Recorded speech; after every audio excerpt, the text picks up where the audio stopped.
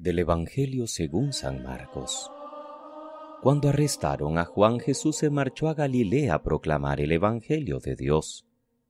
Decía: se ha cumplido el plazo, está cerca el reino de Dios. Convertíos y creed en el Evangelio. Pasando junto al lago de Galilea, vio a Simón y a su hermano Andrés, que eran pescadores y estaban echando el copo en el lago. Jesús les dijo: venid conmigo y os haré pescadores de hombres. Inmediatamente dejaron las redes y lo siguieron.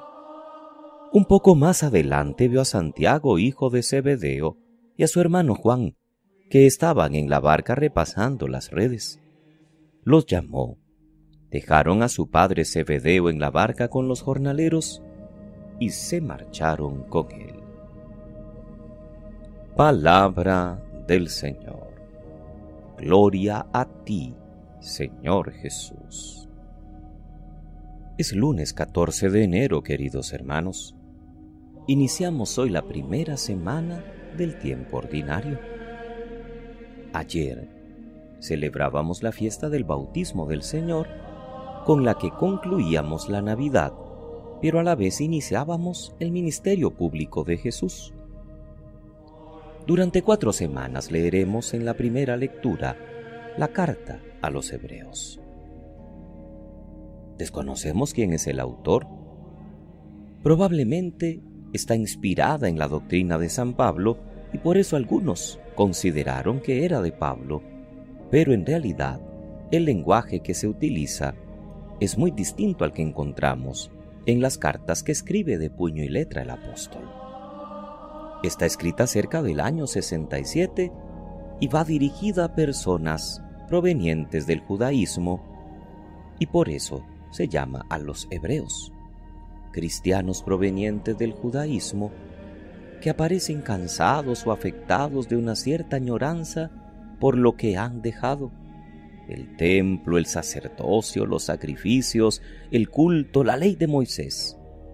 Su fe se ve débil y es además superficial.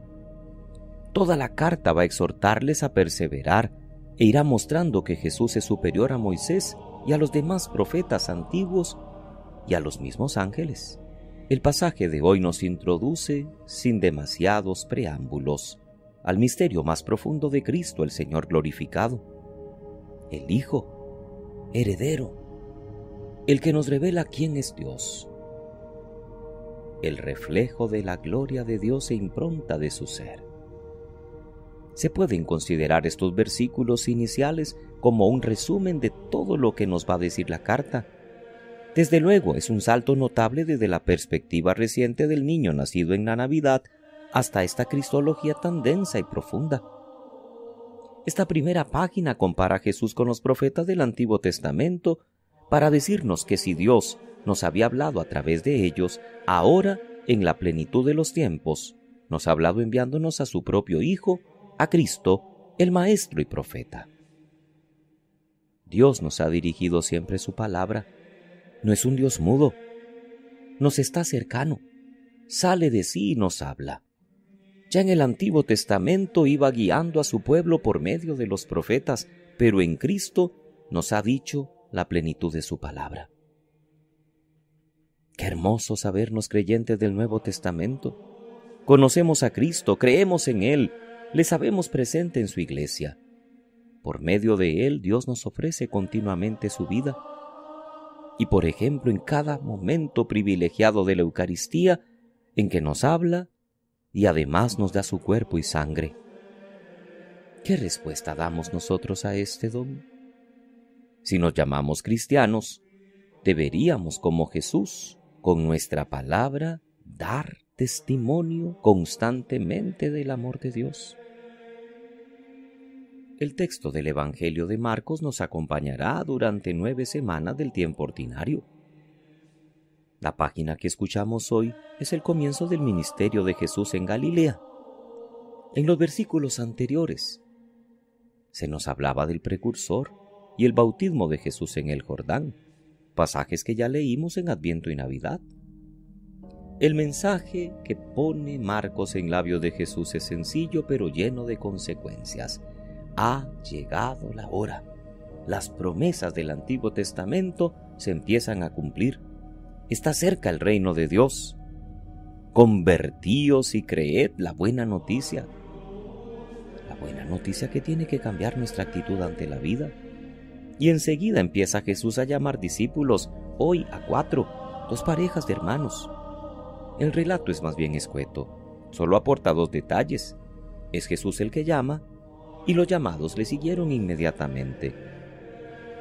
Nosotros también somos invitados a escuchar a Jesús. Él es nuestro Maestro, y a lo largo de todo el año estamos invitados a seguirle en el camino. Nuestro primer evangelio de cabecera en los días entre semanas será Marcos. Es la escuela de Jesús, el evangelizador verdadero. Los domingos nos acompañará Lucas, porque estamos en el ciclo C. Lucas, el evangelista de la misericordia. Marcos, el primero de los 4 evangelios. También nosotros debemos acoger la invitación de Jesús a la conversión y a creer en la buena noticia. Convertirse, que significa cambiar, abandonar un camino y seguir el que se debe. Ellos lo dejaron todo y le siguieron. Hay una buena disposición. ¿Y nosotros? ¿Estaremos dispuestos también a dejar nuestra barca, nuestros parientes, nuestras familias, para poder ir detrás? Para poder ir detrás del Señor. Ahora empieza a conformarse el grupo de los 12.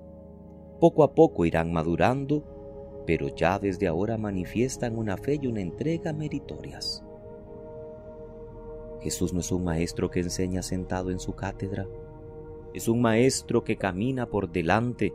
Sus discípulos no son tanto los que aprenden cosas de Él, sino los que le siguen, los que caminan con Él.